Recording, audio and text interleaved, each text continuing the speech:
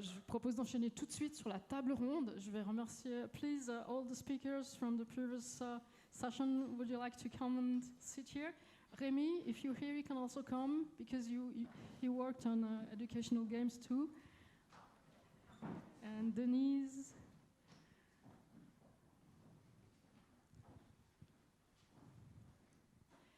Do you have some questions to our speakers?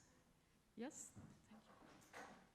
Thank you, Florence. I have two rapid suggestions for the first speaker because I didn't get the opportunity to tell you that.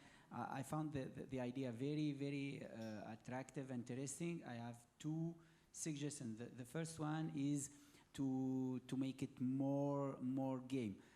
And my suggestion is to introduce some kind of missions. Instead of only discovering things, they can get some mission to elaborate, and they have a constraint of time or something.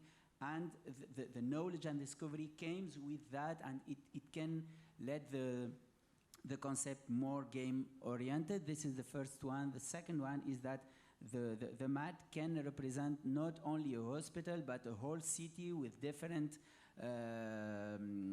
jobs and competences, etc., and that it can be modular and extensive. This is my suggestions. Thanks. Thank you. Who is inspired to respond to Yassine? Someone wants to? We are welcoming like suggestion for any kind of public. The thing is that this is the first product. And now, what I want to say is that if you are not ashamed of your first product, you actually launch too late. So the idea is that we wanted to launch it to show that we could do it. And I will actually strongly take in account your suggestion. And I think that's the way to go. And for us, we are kind of willing to change, and we are willing to listen to people that are really good ideas. And these two ideas that you told us just right now are really good. And I will actually mark them down just after. Thank you. Another question? Yes, here. I think he was first, sorry. When we are talking about educational games, we are almost always talking about games for children. And I was really pleased to hear about the Four Forces game or for the Deku games.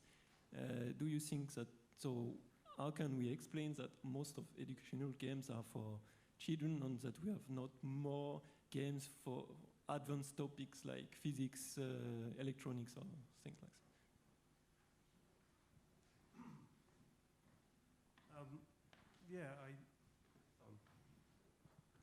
So obviously it's easy as we always think of educating children because they're the ones that go to school. And it's harder to think of topics, I guess, for engaging adults. So it was lucky that the topic I had is one that could engage adults. So I directly went towards there because I was doing the topic based on my research. I didn't have to meditate upon who the audience would be so much because the game was sort of fixed. So I can't tell you too much. I had a question for the PhD thesis about, did you plan to study more of your game and make iteration of it? Like the main commentary was about the avatar.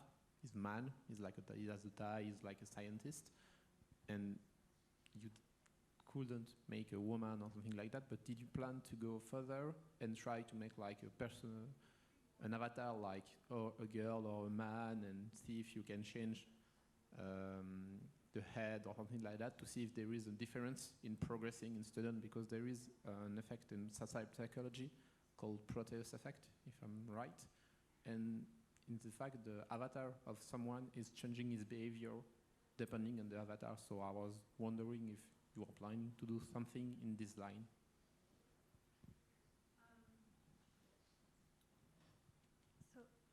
The game is still, I'm still making some change with the developer, but we are not going in this direction for now because we first try to improve some mechanism in the game that we found out that some of the mechanics were difficult for some students, so we try to improve the help, the guidance in the game, but maybe we will make this kind of change. But it didn't seem really to be a problem for the students.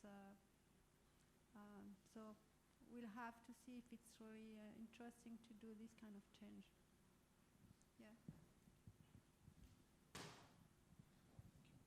So this is more like a general question about video games or games in every kind of ways. I'm really interested into motivation, and we always hear, yeah, just make a game and people will be motivated. But is it really the case? I mean, if it were that simple, we would put sports or athletes in front of a game and they would go training. So this is a question, but for even the audience, putting someone into a game, is it really that motivating? It's funny because I want to go in this way also. So from my experience, for example, I have a past of 10 years of gaming, and with the age, after that, after all this year of gaming, if you can take faire un pas en arrière, sometimes you see what you learn with the game. But it's not a game is designed for learning something.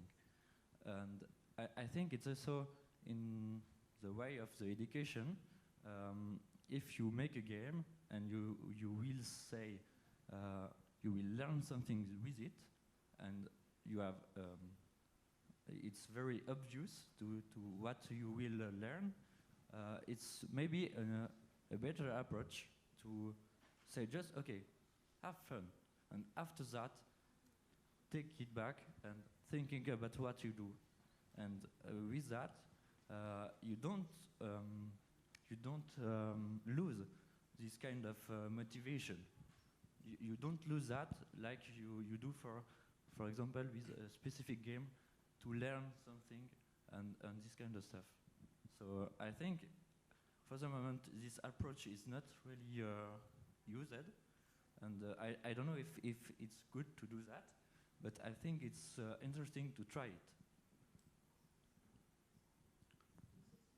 Thanks. I have two rapid answers for the two previous questions, and then I have a challenging one for you. First, the second question asks about are all games motivating? Yesterday we discussed in many roundtables, and we came to a kind of conclusion that serious games and video games must be considered as one channel, one instrument to teach or to train someone. But as all other channel, it can be good in a good way or a bad way. It's like a book. You have good books and bad books. It's like exercise. You have efficient exercise, and you can have bad or misdesigned exercises. So I think the games also can be classified, and we can have good and bad. But it's not just proposing a game is not equal to success or to motivation. This is my answer.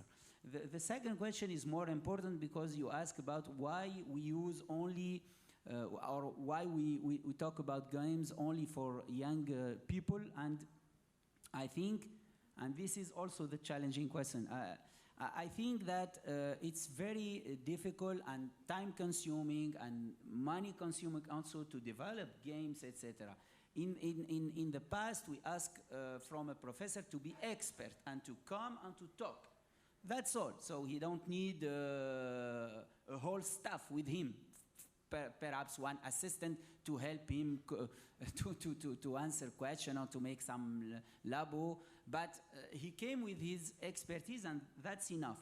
And now we ask him to develop games, to make videos, to make multimedia and animations. And the majority of teachers are not prepared to that. They are not experts. And this is very, as I said, time and money consuming. So if we, in the future, we agree that this is a good way to teach, so we have to change, and for any class, we must attribute not only one professor, but a whole team with graphists and scenarists and teacher and expert.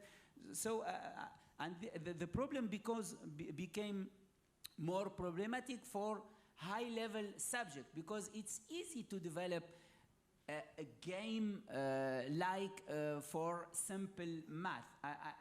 I'm speaking about the complexity and not about the efficiency. But try to develop a game for, I don't know, nuclear or astronomy, or it becomes more difficult. So I think it's a problem of competency, of money, time, etc. And this is when I come back to challenge the speakers. Do you think that there is a real awareness about the importance of this channel, video games, animation, simulation, and our teachers or professor helped, supported to go in this way? Now, do you have this feeling, or is it always personal initiative and you have to pay from your pocket and you have to spend your weekends to do things? So the context is positive or not for you? Maybe just one last answer. Maybe Remy, who is a teacher in school, could you give us your short answer? For a short answer, I was in the case you explained just now. I tried to recreate a video game for teaching history on totalitarianism systems, the dictator, with animations, with sound, and so. And because I hadn't contact outside of the school world, I was trying to doing it myself. So for this experience, I will talk about it later, but it took times, but there are free alternatives by using maybe other program. And so, but for me, I wasn't aware of outside solutions, by example, with some industry or some support. So it was maybe an empiric method, testing by myself step by step to create something. Thanks a lot. I would like to thank a lot all the speakers of this morning session.